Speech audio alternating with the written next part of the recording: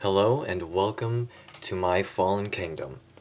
Today I will be introducing my submission to STSC'S Transformer competition, Solen and Splint. Solen and Splint may not look like much, but they are intended to be my phone.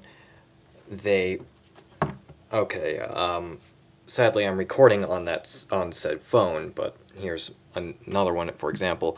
So these two are based off of the Q7 Plus. They are the exact same height and width as the phone, but this is a different one, as you can tell. Some attributes I wanted to give were obviously the input buttons, so the on and off, volume up, volume down. I wanted to add the speaker up top, and probably the most impressive things at the bottom, headphone jack and charger port. These two are, you could say, the same, but different. Let's get into Solen first. These guys have quite a bit of part sliding, and I'd say I did a pretty good job saying how much I was able to get in like 4 studs tall. So first of all, the first step is my favorite. You kind of just crack them open to get his hands out of some of these hidden pockets, and I'm going to straighten him out. So straighten the arms, straighten the body. So to start off, literally just this. And we're going to take the legs, spread them out, and turn them around. The knee, and back to the front. Pinch about here. Spin this out, and this on a 2x2 jumper to the side on this hinge, and another spin on a jumper. You'll notice that a lot of these actually have connections on one singular studs, but that's all for plates spinning and stuff. Take the leg, and I love how this is done, forward and back to create a knee. And we're just going to do that to the other side real quick. Okay, now for the upper part of the body. This is where it gets complicated. Take the arm. We're going to do the left arm first, which is kind of the left side of the phone. First, take the hand at this joint here, spin it around, take the arm, spin it back, and this will actually fit, the buttons will fit into a gap in the arms right there. Take these on the hinge, spin it out. This part is on a 1x1, pull that out, spin this 2x3 around, and then just kind of fit these together to reshape it into that, and adjust this little corner cut like that. And that's the lower half of the arm. We take the upper piece, spin it in, because this button we don't want it to collide with, fold up, and this is where it gets a little tedious, so I'm going to actually move the arm out of the way, other arm out of the way so we can see this. So we take these two studs, we slide both them up on the hinge here, slide back, and readjust this to fit in to smooth out, and fold the shoulder pad inwards. And of course there goes the button. This is why this is probably the most complicated part, to avoid the buttons, because the way it folds down prevents it from hitting these buttons exactly. And we do the same to the other side, but since this is a 1x1, slide this down, this holds much more evenly. The reason why it's done this way is that it can actually, so we can actually have the buttons in the exact spot. I wanted to make sure I got them in the exact placement when doing this. You can also do the shoulder pads in either way around. You could do shoulder pad or arm first. It really doesn't matter. So we're just going to finish around, up, spin, stud around, and ball joint up. Now you got him situated because the speaker, oh no, speaker goes onto the head. And now we're just going to situate him and getting standing. And there you have Solen on his robot mode. We'll get back to him in a bit, and we're going to move on to Splint. Splint has the same alt mode, but you can tell there's a lot more lining on the side. This is why I have so much more respect for Transformer makers other than I.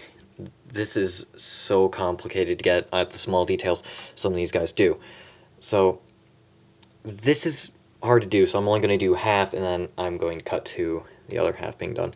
So we're going to try to get this done. We're going to flip the bottom out to get stuff out of the way to begin with. We're going to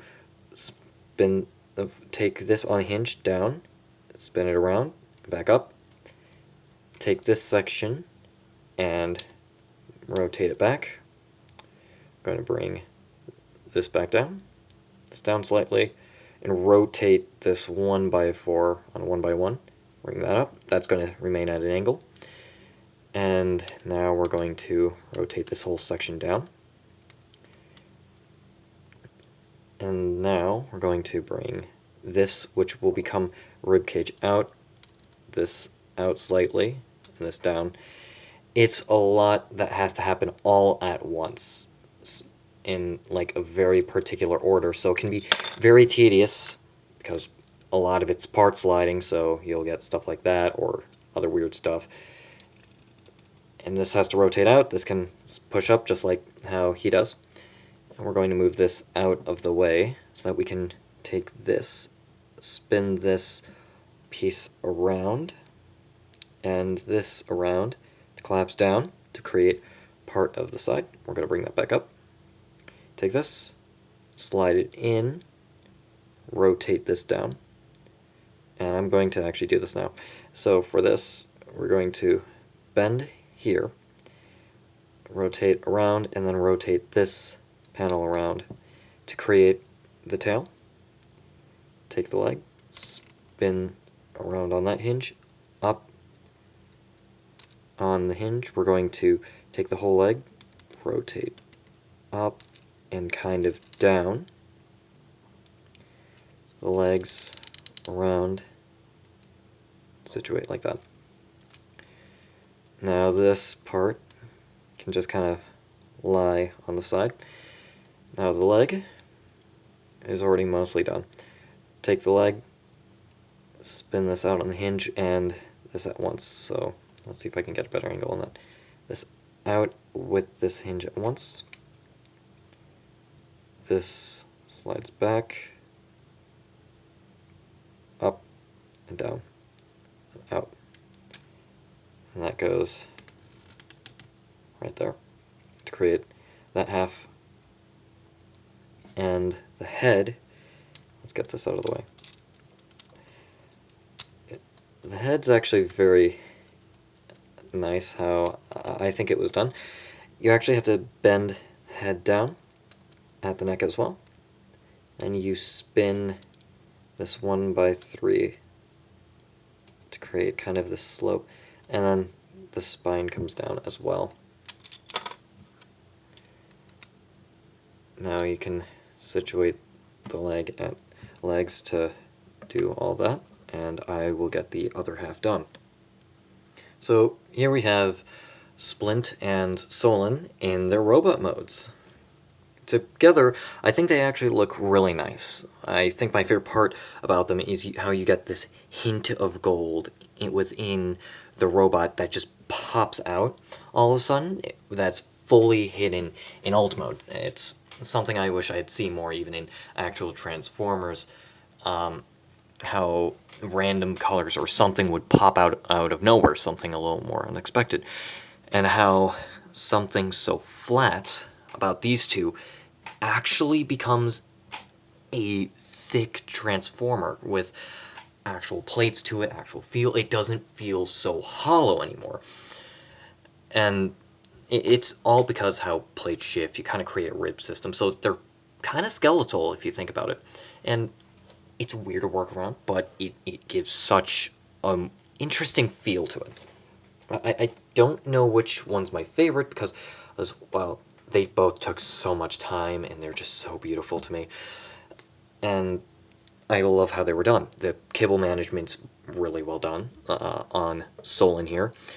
The hollow space on the arms ends up becoming kind of this shoulder bit here. I had two forms of this, one where it kind of bulks out this way or up, but then that collided with this, so I went with this one.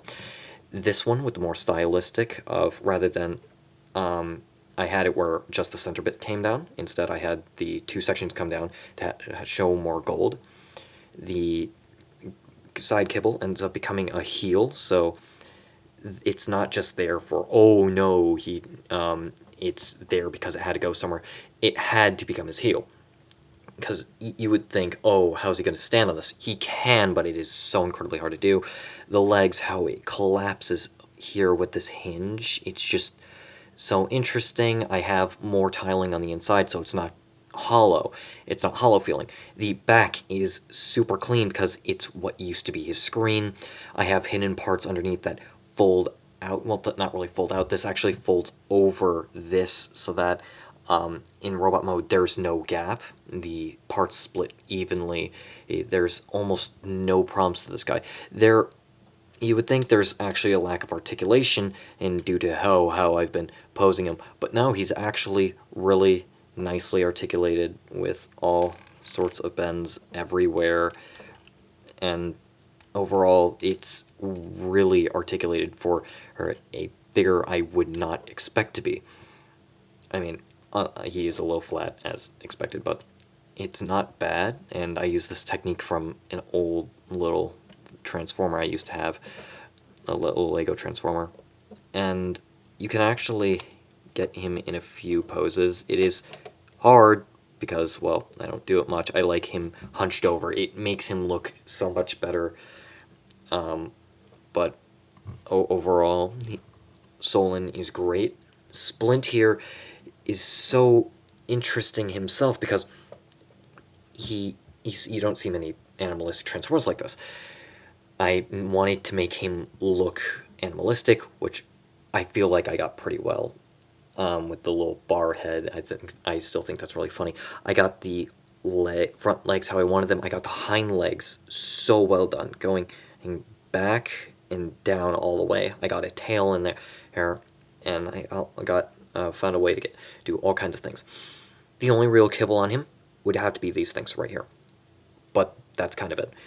This was the side parts. It became the ribs. It gives it more depth. It fills in space. He doesn't feel hollow unless you look at the bottom.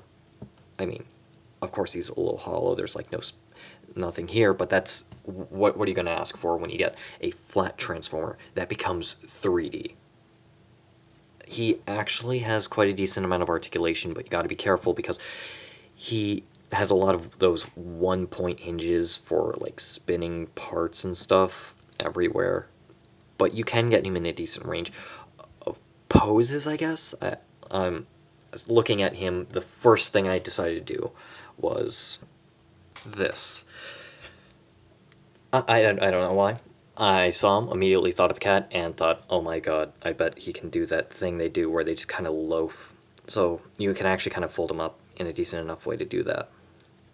And it's really surprising how articulate both of them are. I can't get over the amount of articulation, the fact that they go flat to 3D, all those small little points of gold that just pop. Overall, there's not much I would change. I'd love to be able to smooth some of these out more, like fix this tile coloration. Getting a inverted tile is a little harder for me since I don't really order parts, but maybe that's something I'll try to work on in the future. And that's my look, well, our look, at Solen and Splint for this competition.